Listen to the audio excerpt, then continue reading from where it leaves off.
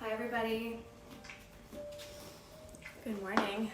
How are you? Hi Diane. Hi Shannon. How are you guys? Hi Kate. Hi Stephen.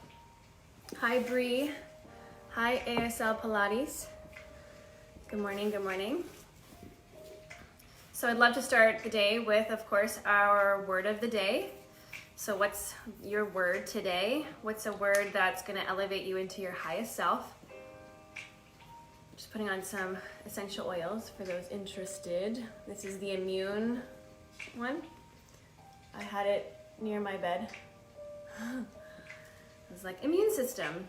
Yeah, let's get that guy out. Let's give that a rub. It smells really good too. Hi, Catherine. Good morning. Lenore, Ly_Nor. Hello, good morning. Okay, word of the day, guys. Word of the day. What is your word of the day? My word of the day is transcend. Just popped into my head. And for me, I think that means transcending the petty stuff, transcending the catty stuff, transcending the stuff that doesn't really matter, and really putting myself in a position where I can weather the storm. Commit, serve, calm, openness, awesome, acceptance, beautiful. Hi Kathleen, good morning. Hi Tanya, good morning. Okay, so the morning stretch. Today we're gonna work on the piriformis. So piriformis is a muscle that's jammed into our pelvis, kind of wraps through a lot of the pelvic bones, and it can cause a lot of pain for a lot of people. And it's hard to get to. It's hard to get to in terms of stretching it. And so we're gonna stretch it a bit today and wake it up a little bit. Especially if you sit a lot, piriformis can get really jammed up and really tight. Like all muscles get tight when they're unused, and they get tight when they're overused. So kind of the same as humans, right? Binge on Netflix, you get really like tense, doesn't feel good in the body, and then you overwork yourself and the same thing happens. Weird, huh? The key is the middle, the balance. All right, everybody, so let's do this. We're gonna start with our feet nice and wide, stretch up overhead, and just gonna stretch right up. I'm gonna create some distance between the bottom of your rib cage and your hip bones, these top hip bones. So open this up. Deep breath in, stretch up towards the ceiling, up towards the sky. And on the exhale, I want you to let it go. Deep breath in. Open that rib cage. Let's do our nice wrist rolls. Breathe out. Then kind of do whatever you feel like doing. What do you feel needs some stretching? Feels good. Awesome. Okay, good. Continue those wrist rolls.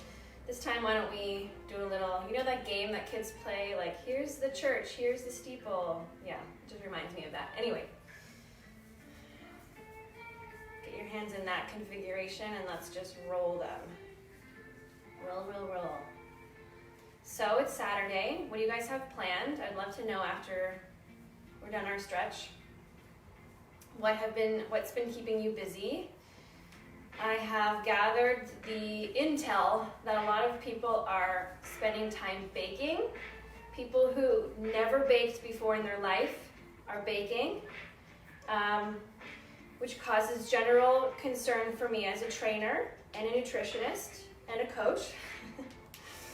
So, but the good news is that there are so many alternatives now. There's so many recipes, so many blogs, so many pieces of information on how to swap foods, how to swap sugar, white sugar, how to swap a margarine or a shortening, how to swap all that stuff for something more healthy. So I really encourage you, if you're on a baking streak, I'm getting the hit that some of you watching are on a baking streak, just to look at alternatives. How do we make it actually healthy? how do we bake something that it's going to move us forward and not into a mental fog or into some kind of like lethargy? Okay, that's my tip for you. Okay, so when we do our scoops, so at Epic we always do a warm-up. It's the same warm-up every time because when something's the best, why change it? And so the first thing we always do is the scoop. And so the scoop is a hip hinge movement. We're kind of sitting into our grounded leg. We're moving those hips back. We're stretching out the hamstring, and that front foot is flexed. So we're going to do that, but we're going to pretend we have a kettlebell here. We're going to do a little bit of a deadlift. So again, we're working on the piriformis today. We're stretching out the piriformis. We're getting some activity and blood flow into that area. So I want you to hinge your hips. I want you to imagine you have sort of like a kettlebell or something. Imagine you're just like rolling the top of your legs, stretching back, keeping your back as flat as you can. Deep breath out. I want you to come up, squeeze the glute here, and keep the hip forward. Deep breath in. We're kind of scrolling along the front side of the body. Deep breath out and up. Breathe in. Hinge that hip back. So you should feel hamstring. You should feel this grounded leg. Good. Breathe in. Keep that back flat. Deep breath out. Good. One more. Breathe in. And breathe out. Good. Switch legs. Ground that heel, that front heel. We're really pulling towards the front. My nose is going to the front and my bum is going to the back. Breathe out. Good. So it's really good for coordination too and balance. Really feeling the body, because as soon as we do different things from left to right, so literally we're doing opposite things. This leg is straight, this leg is bent, this foot is flexed, this one is not. It creates neuroplasticity in the brain. We connect things that were not connected before. One more. Good. Stretch that out. Well, let's do some ankle rolls. Roll, roll, roll, roll, roll. One way, and then the other. Feel those clicks, hear those clicks. Oh my God, I've always had really tight ankles, probably because I was in sports really early. And I would try to sneak downstairs when I was a kid. And of course we had stairs in our house, like hardwood stairs. And you just hear the click, click, click, as if I was like a 93-year-old woman coming down the stairs. And my mom always knew when I was up. I couldn't avoid it either. So it's been a lifelong journey for me in these ankles. Okay, so this one's gonna be a little bit more difficult for coordination, but we got this. Again, piriformis. So we're gonna be feet a little bit wider than hip distance. And so we're gonna continue with that sort of deadlift theme. We're gonna move in a horizontal way, a little bit on the transverse diagonal. So let's just do that right now. So I want you to imagine there's a box. Your toes are the top of the box. Your ankles are the bottom of that box. And I want you to just hit your hip on the corners of that box. Okay? Just getting used to kind of going back and forth laterally, and then up and down for some transverse or diagonal. Same on the other side. So we're going to keep with that. Arms are going to be down like this.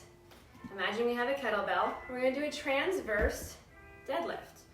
So we can get at the piriformis really well when we do this. So what's going to happen?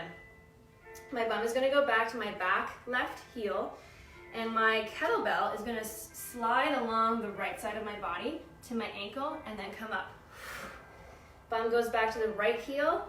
My kettlebell goes to my left toe. Do you feel that? It's super weird. The tension, like, I have to work on this a lot. There's a slight micro bend in wherever you're putting your weight, that knee is gonna be micro bent, okay? So don't do it with a straight leg. Breathe out. Good. Push that hip out. Kettlebell goes to that toe. Good. Now let's go top.